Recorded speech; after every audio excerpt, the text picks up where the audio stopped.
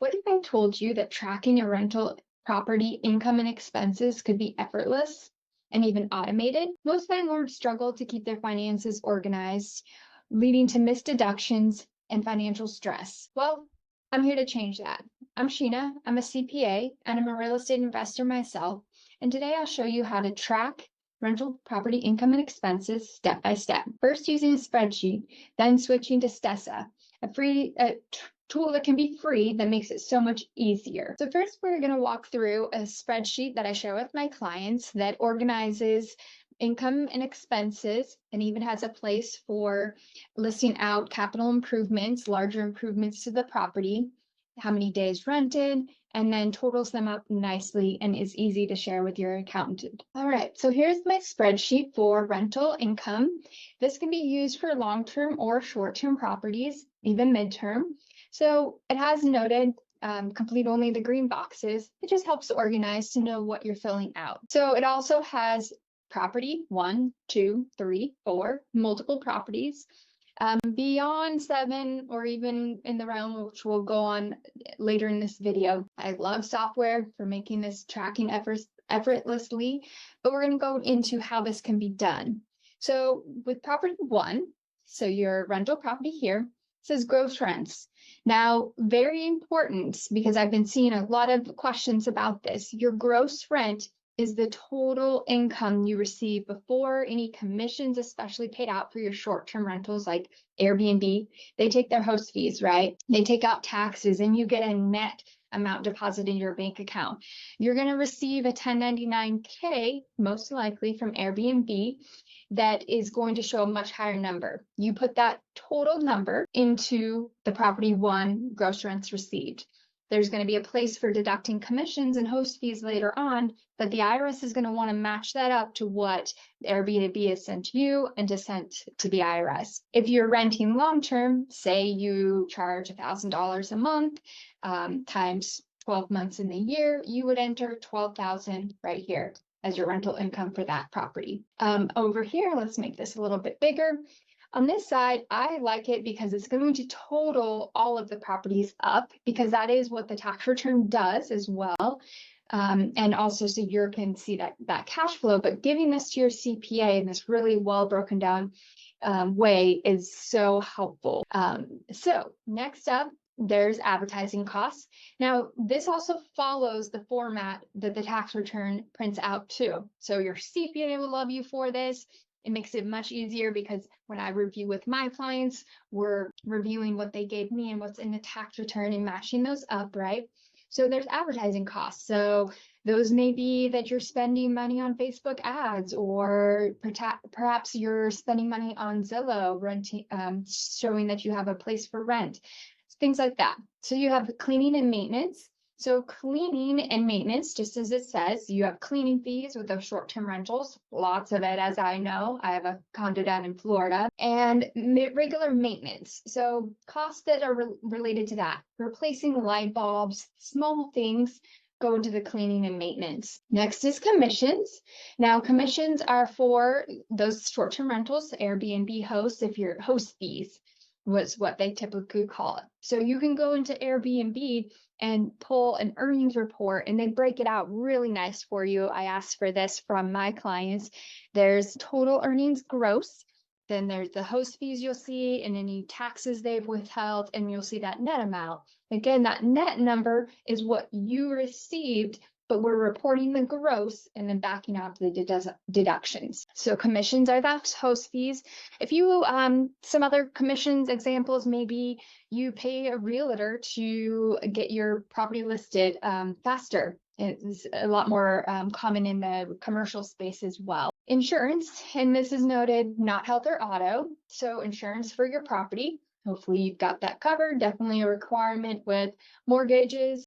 This is that regular homeowners insurance, flood, fire, all those things. Then you have legal fees. So legal and professional. So maybe you had to evict a tenant, get an attorney involved, or setting up the LLC related to that property. Those would go here. Also tax preparation, tax strategy. Shameless plug, paying your CPA. Those are deductible fees for having your business. And we usually spread them out, those fees, if you have multiple properties. So $100, right? They're spread it out. Then the next one here is management fees. So management fees are if you're paying a property manager, right? And they're usually somewhere in the 10% amount. They're going to give you that amount on the statements, the financials that they give you. They're also going to give you a 1099 that they've collected in rent. Now that 1099 is the gross. So again, you will probably get well, it depends on the property manager, but some give you the full amount and then they have you pay them the management fees. A lot of them collect the rent, take out their fees, take out any expenses and give you the net. So you're wanting to put in the management fees because that's the cost of doing business with it. Now the mortgage interest. So we can't deduct the full mortgage payment that you pay out, which usually includes principal, interest, your escrow, right, for insurance and taxes and those kind of things. You might have PMI in there. So this would be just the mortgage interest. You get a statement. It's really nice. Most companies show the interest. Well, they all show the interest on the mortgage interest statement. Most of them show the taxes and insurance on maybe page 2 of that statement, showing the escrow amounts paid. So other interest, if you had a credit card that was just for that rental property, and I highly, highly advise you to have a different bank account for each property. And I get that it can be tricky, but a different credit card for each property if you're also using a credit card for your properties. Trust me, having things separated is not only essential if you have an LLC, but also just helps make your life so much easier. So you would go ahead and interest statements here. Now repairs. Repairs are going to be something bigger that bigger than the little maintenance like light bulbs and things like that. But say you had to have someone come in, a plumber, and fix a leaky toilet. So things like that, small repairs. And what I typically say is over $500, definitely over $2,500. We have to start looking at that expense as a potential capital improvement, especially if you're doing anything structural to your rental property, to the roof, to the HVAC, decking, any of those things are going to have to be reviewed by your CPA as capital improvements. But I like to say, and we'll see the note below here, is about $2,500 is where you have to definitely draw some distinction. So next up is supplies. So supplies are a big one, especially for short-term rentals. You've got all those small things that you're buying, towels and toilet paper and all those things like that you're putting into it. Long-term rentals, a lot less of this, but you may have bought some supplies to get it set up. So that would go here. We talked about property taxes. That's usually on the mortgage interest statement. If you don't have it, you can get that copy printed out from the tax assessor, or your payment receipt, of course, is good to have, but you'd enter that amount here. Travel.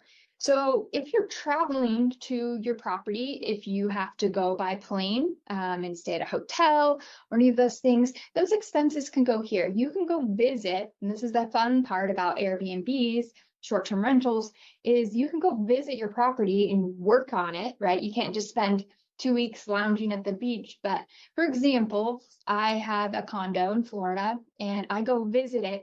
And I don't typically have the cleaner clean before I arrive. It's hit or miss. I now am preferring to have it clean, so you arrive to a clean place. When I'm there, I'm doing a deep clean. I'm taking a big inventory of anything that needs replacement. I'm double checking the supply closet.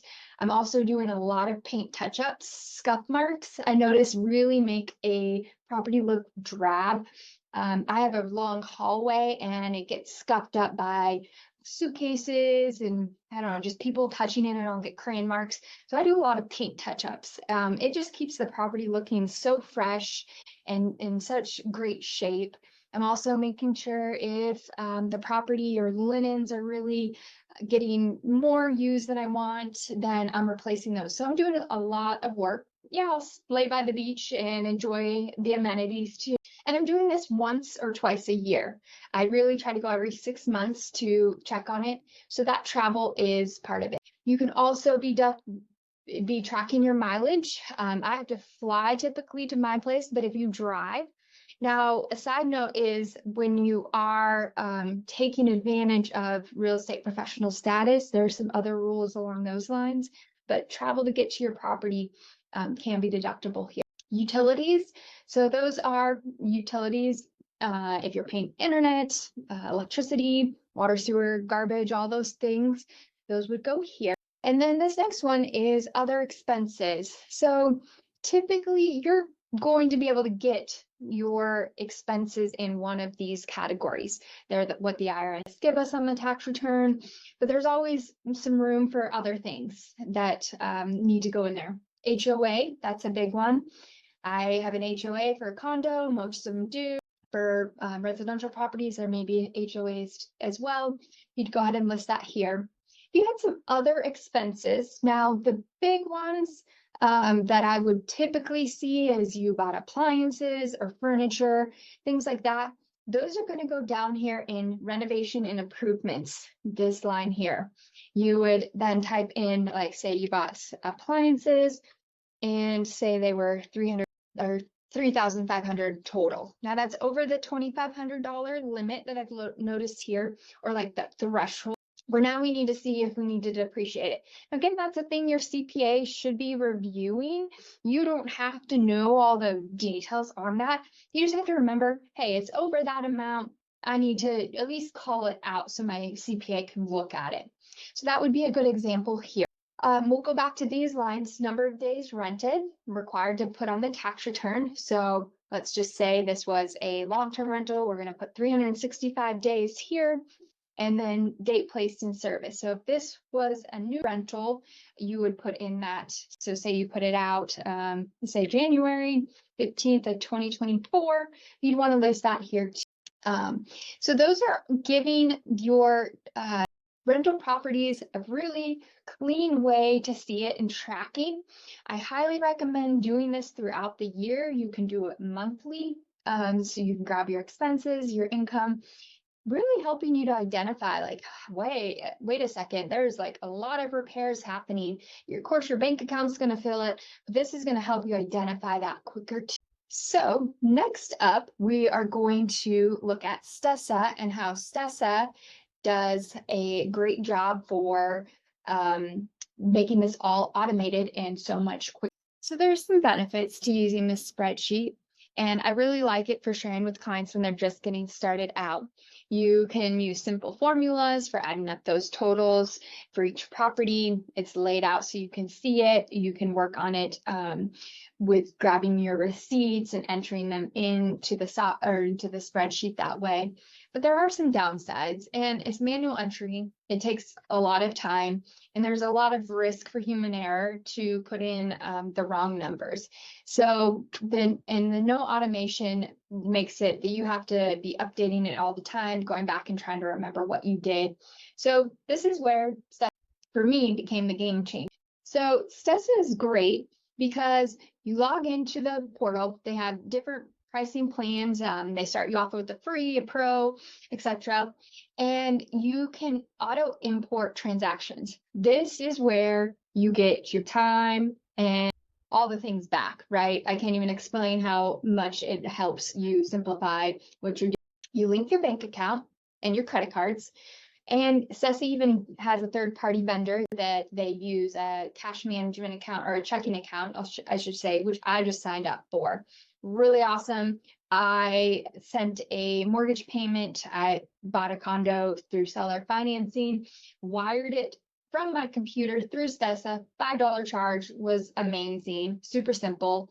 And so I love that part of it. I have to say, before using Stessa, I used QuickBooks for tracking my rental properties, and their fees are getting crazy. They're not built for rental properties, so that's why I looked for a different solution. So the big part, no more manual entry. You link up your bank and it imports the transaction. So it talks to your bank, very secure, and it's mirroring those transactions that went through your bank account. Now, the huge part, and again, I'll stress this, is we have to have our income expenses from the business, which your rental property is a business, separated from your. It just will make your time so much quicker because you're not sorting through all those personal expenses you got to pull, and it's keeping it intact per your LLC limited liability company regulation. So there's real-time insights. You can look at reports, profit and loss reports, cash flow, tax deductions, and get your reports for your CPA so much faster at the end of the year too, by just clicking send them a tax package. So, but the real-time reporting is where I see a lot of value as well, because you're getting to share those with your, if you're using a tax strategist, you're getting to share that information real time. Look at, is this property performing as it should be, as you estimated out? You can review those. If you're doing a spreadsheet, you're usually doing a year end, you're stressed out trying to get all those receipts, trying to figure out where all that income and expenses came from.